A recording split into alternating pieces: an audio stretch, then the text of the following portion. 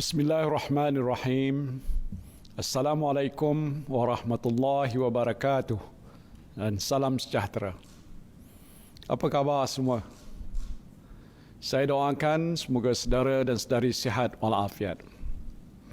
Pada petang Jumaat yang lalu, saya telah mengumumkan Pelan Jana Semula Ekonomi Negara atau PENJANA dengan 40 inisiatif bernilai 35 bilion ringgit untuk membantu usaha pemulihan ekonomi negara yang terjejas akibat penularan wabak COVID-19.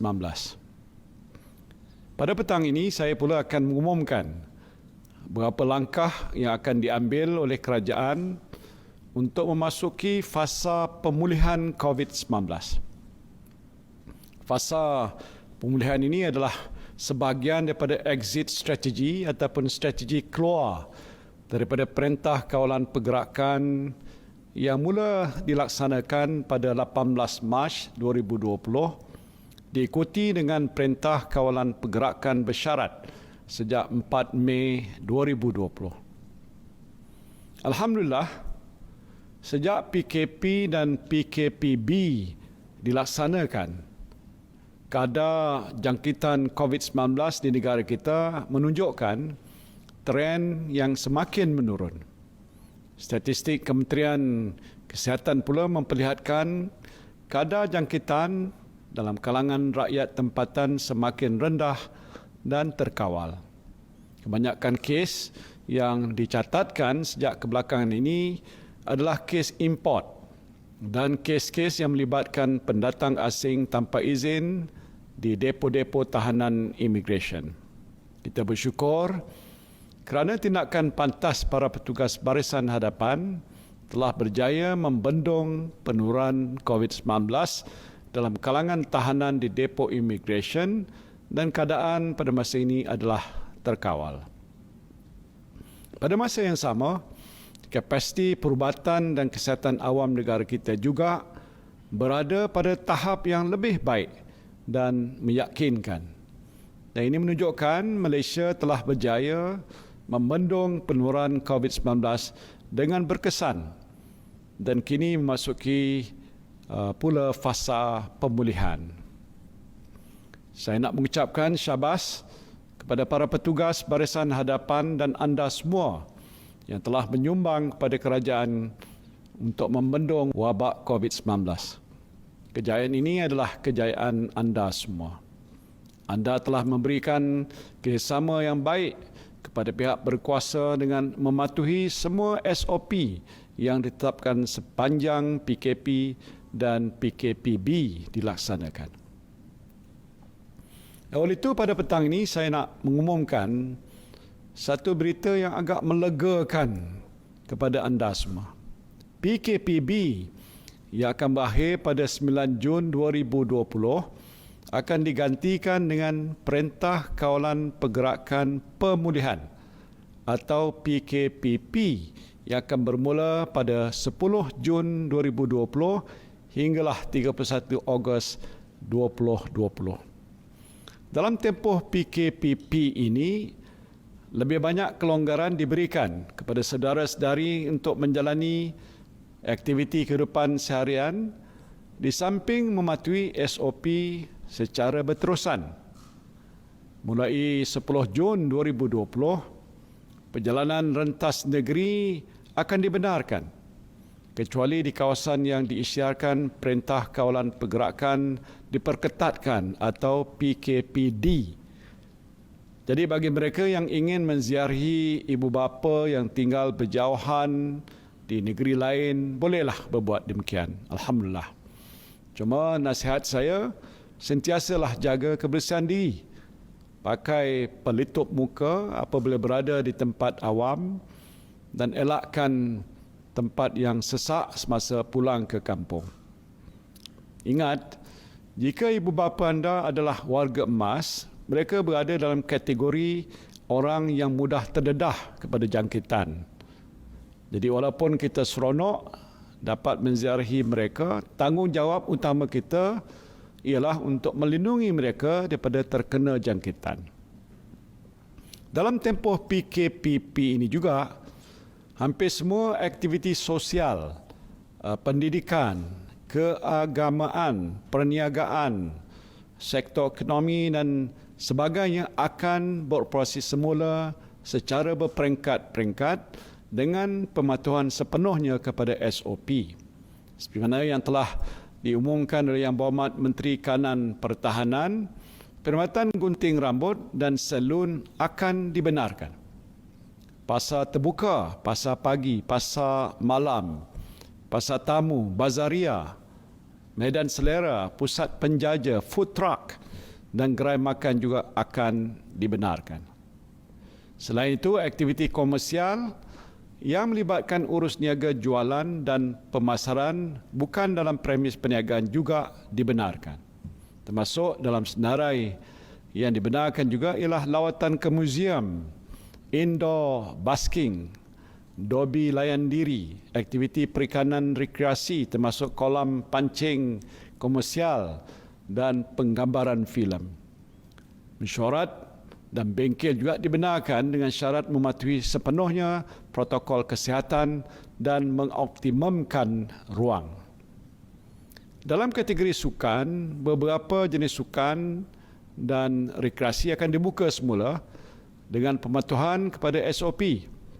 Ini termasuklah latihan persediaan pasukan permainan sukan, aktiviti sukan yang tidak melibatkan sentuhan badan seperti bowling, badminton, memanah, menembak dan lain-lain lagi.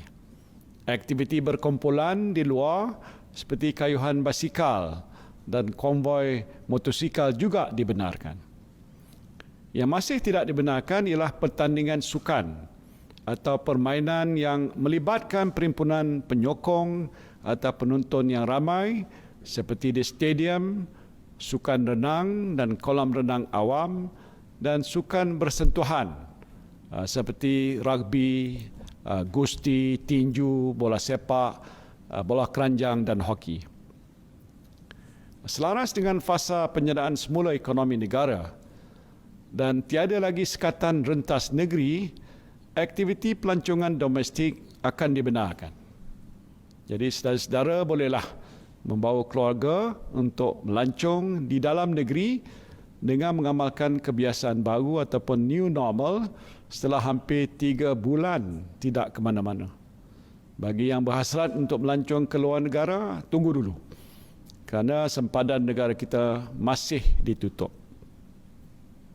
Dalam kategori perayaan dan aktiviti keagamaan, saya nak sampaikan berita baik, iaitu sambutan Hari Raya Aidul Adha dan ibadah korban akan dibenarkan tertakluk kepada SOP pihak berkuasa agama Islam untuk solat berjemaah dan aktiviti keagamaan di masjid dan rumah-rumah ibadat pula.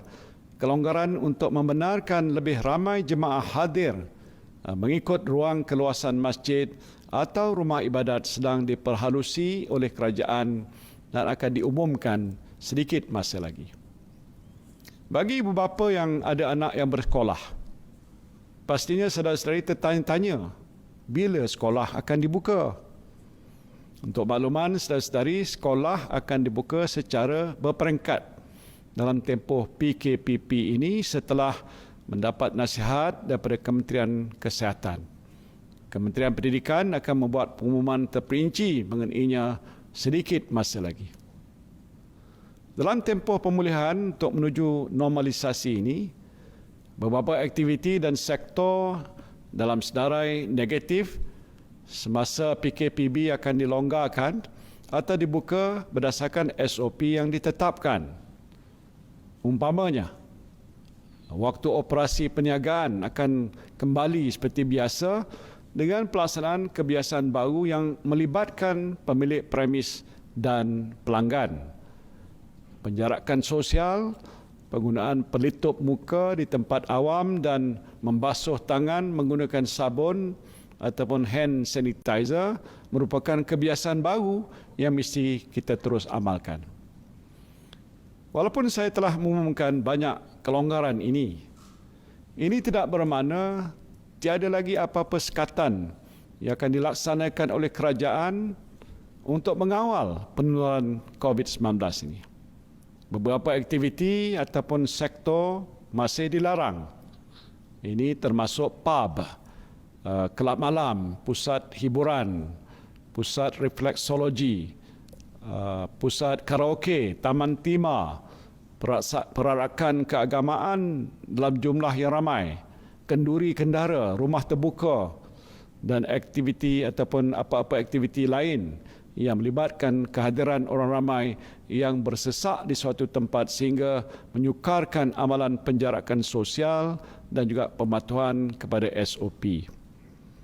Untuk mengetahui dengan lebih lanjut senarai aktiviti ataupun sektor yang dibenarkan dan yang tidak dibenarkan, saudara-saudari bolehlah layari laman web Majlis Keselamatan Negara.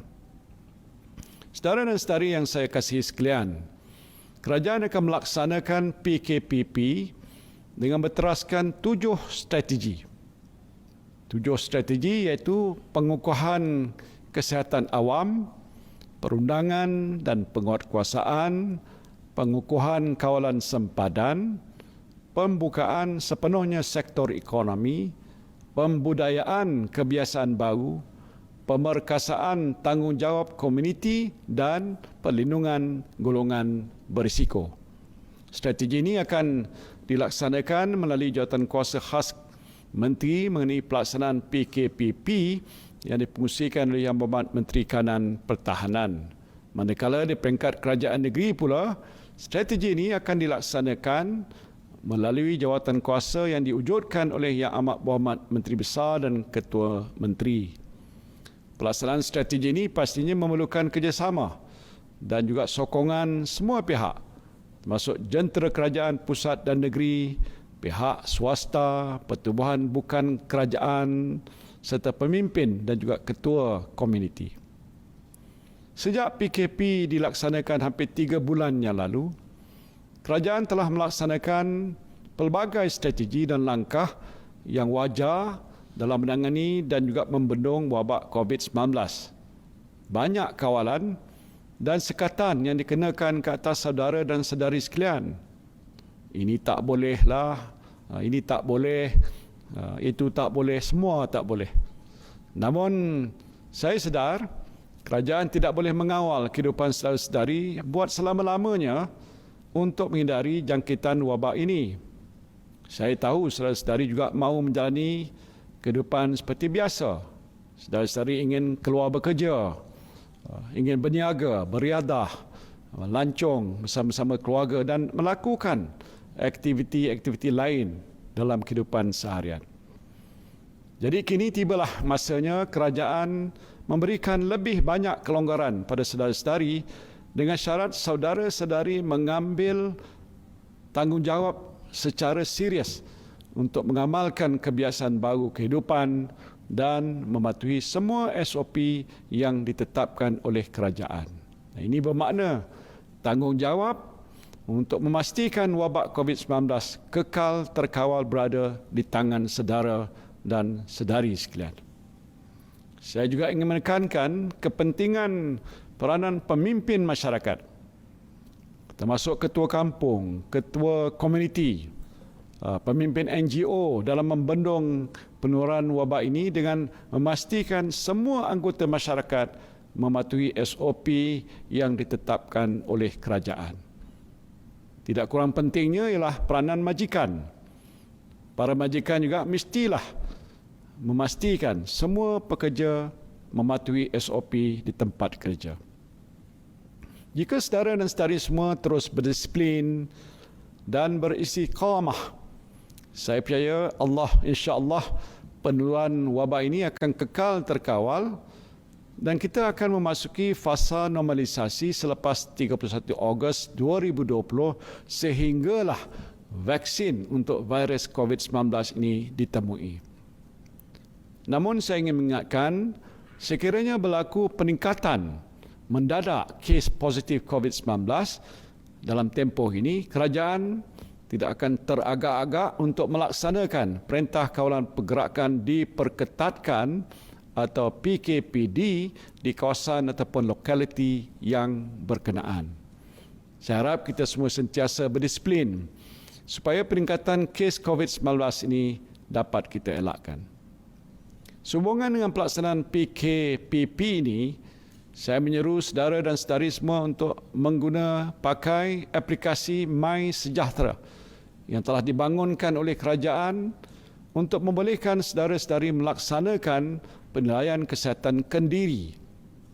Aplikasi ini juga akan membolehkan Kementerian Kesihatan Malaysia mengambil tindakan yang cepat, tepat dan berkesan untuk mengenal pasti dan memaklumkan kontak rapat sekiranya berlaku kes jangkitan COVID-19 dalam masyarakat kita.